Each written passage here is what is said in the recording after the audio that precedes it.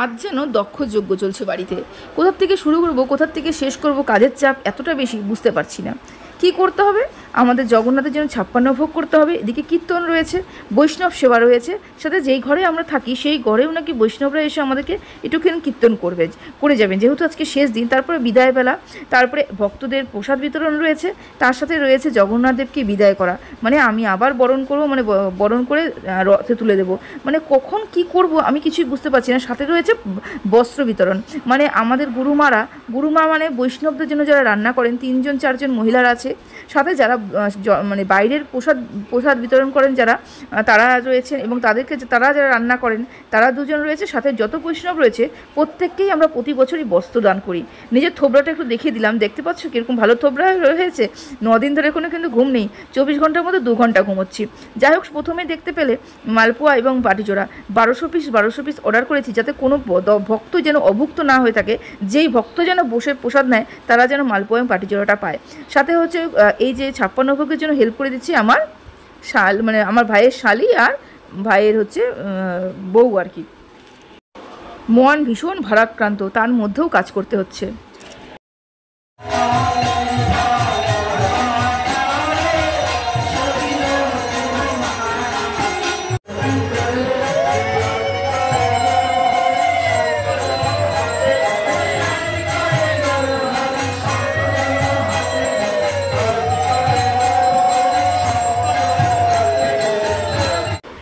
এই যে 56 ভোগে দর্শন করে নাও। এই যে এই 56 ভোগটা আমি নিজের হাতে বানিয়ে যে জগন্নাথকে কোনোদিনও খাওয়াতে পারবো, এটা কিন্তু জীবনে কোনোদিন ভাবিনি, জানো।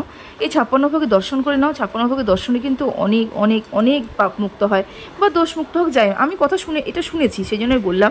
এই তো ভিডিও ক্লিপগুলো কিন্তু আমি একটাও তুলিনি, যে যা পেরেছে তাই তুলে দিয়েছে, এবং সেটাই আমি তোমাদের সাথে শেয়ার করছি। কেউ তো ভিডিও ক্লিপের বদলে আমার ফটো তুলে রেখে দিয়েছে, আর কেউ কি বিভৎসভাবে ভিডিও করেছে। যাই করে দিয়েছে নাকি, ধন্যবাদ, তোমাদের সাথে শেয়ার করতে পারছি।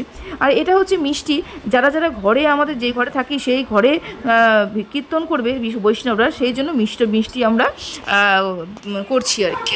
কি সুন্দর একটা কীর্তন হচ্ছে না, এই মুহূর্তগুলো তোমাদের সাথে শেয়ার করতে যাচ্ছিলাম।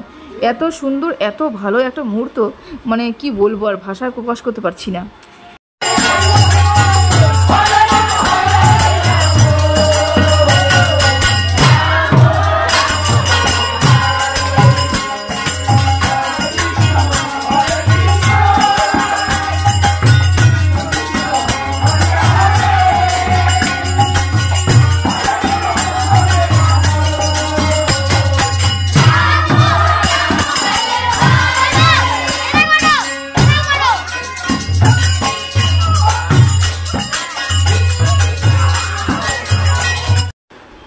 এই যে বৈষ্ণব সেবা করাচ্ছিলাম, বলেছিলাম ভিডিও করতে, ফটো তুলে রেখে দিয়েছে। যাই হোক, তাই তোমাদের সাথে শেয়ার করলাম।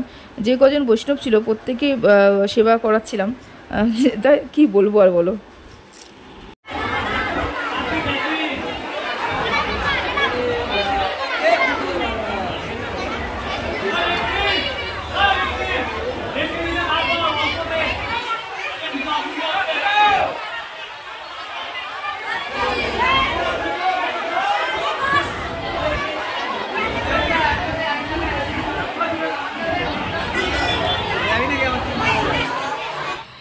ভক্তবিন্দুরা প্রসাদ গ্রহণ করতে বসেছে। আমরা সত্যি কথা বলতে ভাবতেই পারিনি এত ভক্তবিন্দু আসবে। আমরা আয়োজন করেছিলাম 1200-1300 ভক্তবৃন্দের, তো চলে এসেছে প্রায় 2100 ভক্তবৃন্দ। যাই হোক, কোনো সমস্যা হয়নি, সবাইকে প্রসাদ বিতরণ করতে পেরেছি, উপরন্তু প্রসাদ আরও বেঁচেও গেছিলো। তোমাদের আশীর্বাদের ভালোবাসায় যেন প্রতি বছর এরকম করে জগন্নাথ পুজো করতে পারি।